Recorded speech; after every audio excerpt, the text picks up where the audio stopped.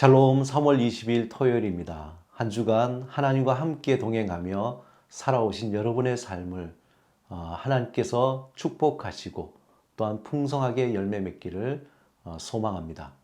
이 시간 하나님을 찬양하며 또 주님 앞에 침묵으로 기도드리겠습니다. 하나님이여 나를 지켜주소서. 내가 주께 피하나이다. 내가 여호와께 아뢰되 주는 나의 주님이시오니 주 밖에는 나의 복이 없다 하였나이다. 땅에 있는 성도들은 존귀한 자들이니 나의 모든 즐거움이 그들에게 있도다. 다른 신에게 예물을 드리는 자는 괴로움이 더할 것이라. 나는 그들이 드리는 피의 전제를 드리지 아니하며 내 입술로 그 이름도 부르지 아니하리로다.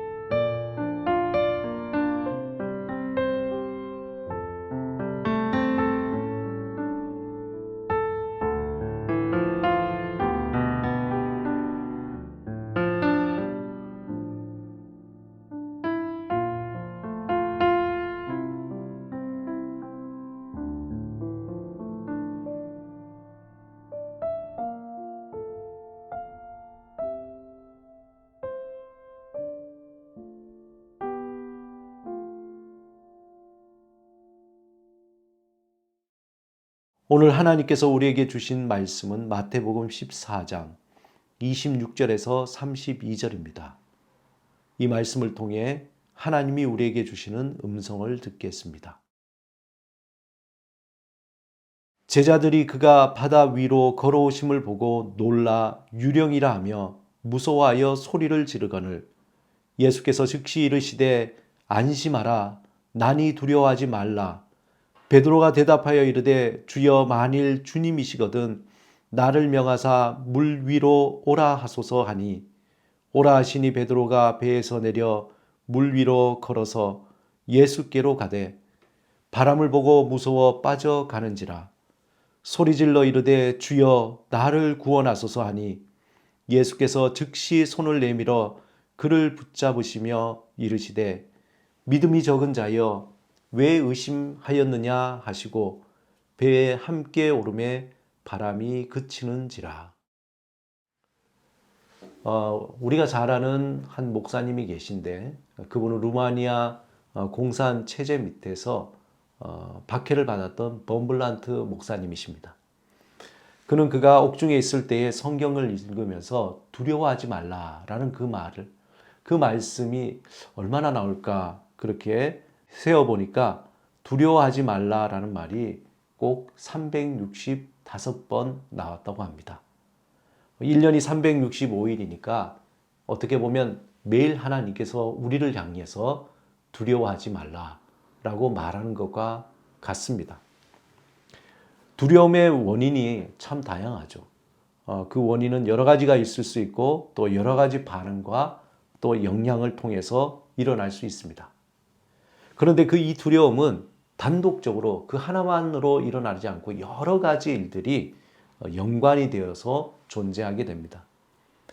인간은 과거에 잘못된 것 때문에 두려워하거나 아니면 미래에 일어나지 않은 일을 또한 예상해서 어떻게 살까 고민하고 또 걱정과 근심 속에 두려워하기도 합니다.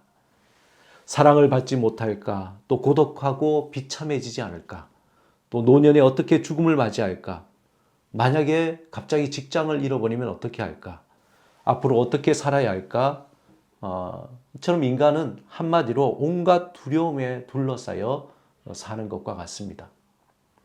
우리가 두려워하면은 신체적으로도 반응이 온다고 합니다. 두려움의 마음속에 싹트기 시작하면 왠지 모르게 마음이 조급하게 되죠. 또 신경이 예민해지고 생각이 멈춰버리게 됩니다. 그래서 인간이 긴장을 하게 되면 기억력이 30%가 감퇴된다고 합니다.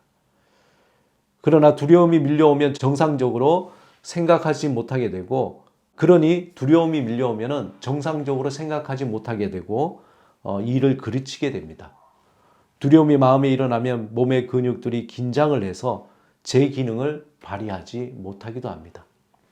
그래서 당장 소화가 되지도 않고 여러 가지 몸의 기능들이 떨어져 정상적이지 않는 그러한 상태가 됩니다.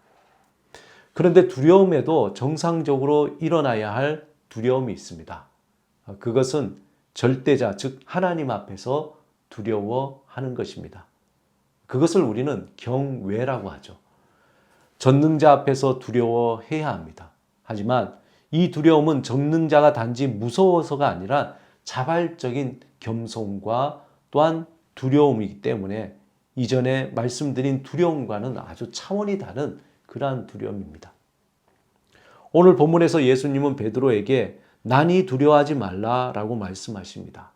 여기에 보면은 제자들은 밤 4경, 즉 새벽 3시에서 6시경에 바다 위에 제자들에게 걸어오시는 예수님, 그 제자들은 걸어오시는 예수님을 보면서 그분이 유령인 줄 알고 착각하여 무서워하여 소리를 지르게 됩니다.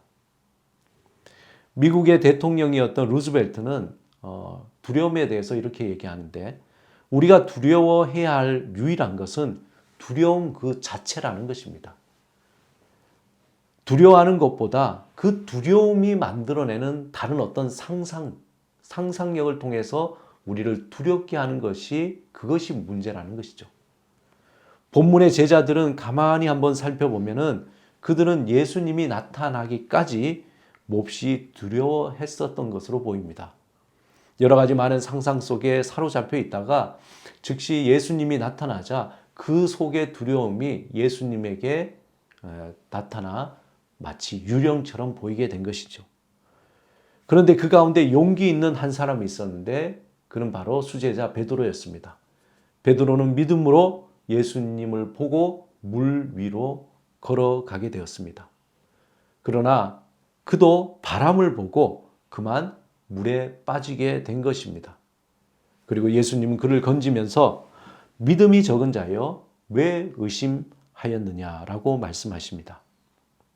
베드로가 물 위로 걸었다는 이런 기적은, 정말 이런 일을 해낼 수 있었던 것은 베드로의 어떤 능력이 아니라 바로 그의 믿음이었습니다.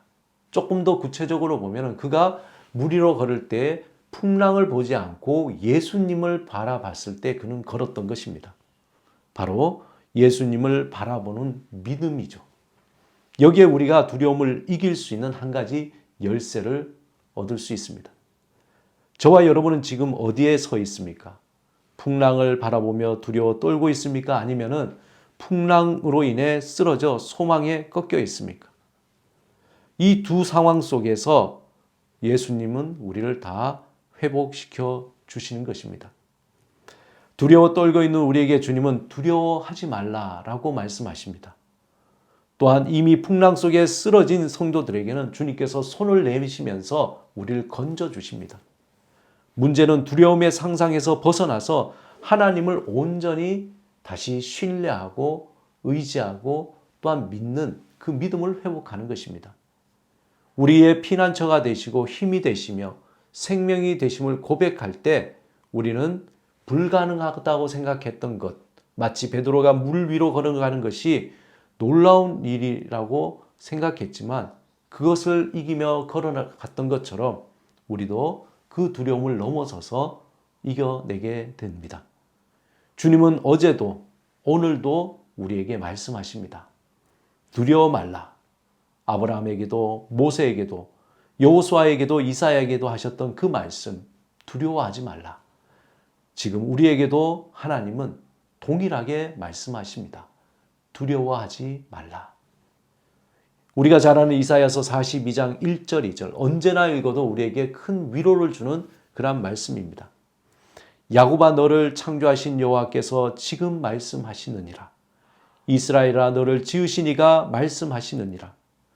너는 두려워하지 말라. 내가 너를 구속하였고 내가 너를 지명하여 불렀나니 너는 내 것이라. 내가 물 가운데로 지날 때 내가 너와 함께 할 것이라. 강이 건널 때에 물이 너를 침몰하지 못할 것이며 내가 불 가운데로 지날 때 타지도 아니할 것이요 불꽃이 너를 사르지도 못하리라. 오늘도 사탄은 우리에게 거짓 상상으로 두려움으로 우리를 넘어뜨리려고 할 것입니다. 이때에 성령 안에서 담대한 믿음으로 두려워하지 않고 우리와 함께 하시는 하나님의 그 얼굴을 향하여 시선을 고정하고 그리고 두려움의 풍랑을 보지 말고 우리를 향해서 끊임없이 위로하시고 지지하고 사랑하시는 그 주님을 바라보시기 바랍니다. 오늘도 예수 그리스도를 믿는 믿음으로 담대하게 주님을 바라보며 살아가는 두려움을 이겨내는 여러분이 되시기를 주님의 이름으로 축원합니다. 함께 기도하시겠습니다. 주님, 우리에게 담대한 믿음을 주시옵소서. 삶의 풍랑을 바라보지 않게 하시고 주님만 바라보며 담대히 살아가는 충만한 믿음을 주옵소서. 예수 그리스도의 이름으로 기도드립니다. 아멘.